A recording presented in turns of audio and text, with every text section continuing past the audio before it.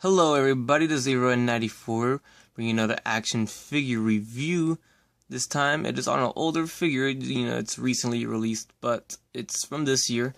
But I'm pretty late on this review. I've just had him around on the shelf and I just figured it's a really cool figure, so let's review it. And this is the Carnage from the Marvel Legends Infinite series Amazing Spider-Man line. Now, I do not have the original packaging that came with it, but I do have the original packaging of the Amazing Spider-Man, but it's the same exact box. So, there you have that. So, that's how it looks. He was the, he's the first release, and then the second release was the Toxin, so, which I did not seem interested in getting. But, this figure is very awesome, the best Carnage figure out right now. It's awesome until that Marvel Select one comes out, which looks pretty dope. That was revealed in SDCC just recently. This Carnage is so cool. I am digging this thing. It's awesome. It's so it's kind of basic. It's just it's just red plastic with black paint on it, but it's really cool. It works really well. It's got the Bucky cap mold, so the one we're familiar with and we all love. I knew from the start that they're going to use this mold like a lot, and they did. So, but it's not a bad thing. His legs are kind of wobbly, but they're not too loose, which is not that bad. I can deal with that. But I really like the look of him, man. It looks really cool. I love his head sculpt. I love these tentacle type things that are coming up from his body. This one is pegged in his back, so that's really awesome. It's not really annoying. It's just it looks like it's part of him. Like it goes really well with it. And these are sculpted on his arm, and then his leg has some sculpted on. It's just freaking awesome. I love how this came out, and they did a really good job on him. This Carnage just came out of nowhere, and hasbro really delivered on him. He's really hard to find. But yeah, he's a little wobbly right here. Kind of scares me. Things gonna break, but hopefully not. On to the articulation. Alrighty, so this figure, his head sculpt goes all the way up really well, goes all the way down, left and right. It is on a ball joint, which is cool. His arm goes all the way around, swivels at the bicep, in and out at the shoulder, double joint to the elbow, hinged wrist, and it does rotate.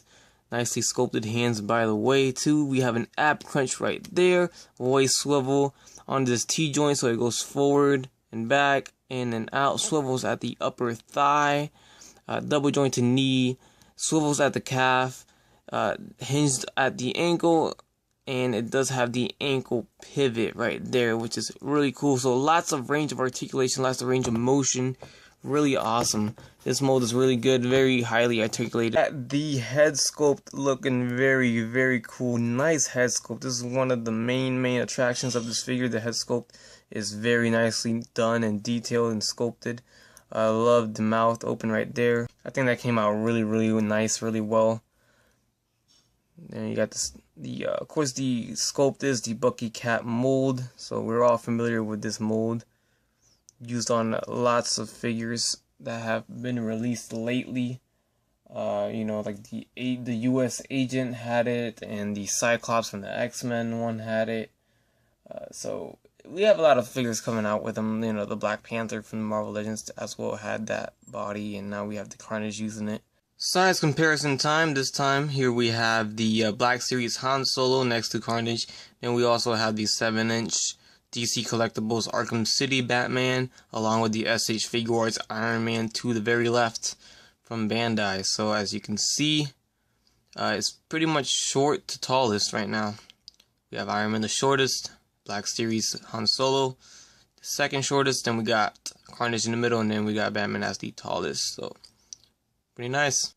Unfortunately, I do not have the head of Goblin that this figure came with, the Build-A-Figure piece. I got rid of it because I was not interested in building the Goblin anyways. But that's what it comes with, the head of the Green Goblin. So that is the accessory that it comes with, and that's it. Overall, amazing figure, best Carnage figure we have to date right now. Awesome figure by Hasbro. Like I said, this came out of nowhere. They just released this series when they made the change from Marvel Legends to the movies only, and it looks really great.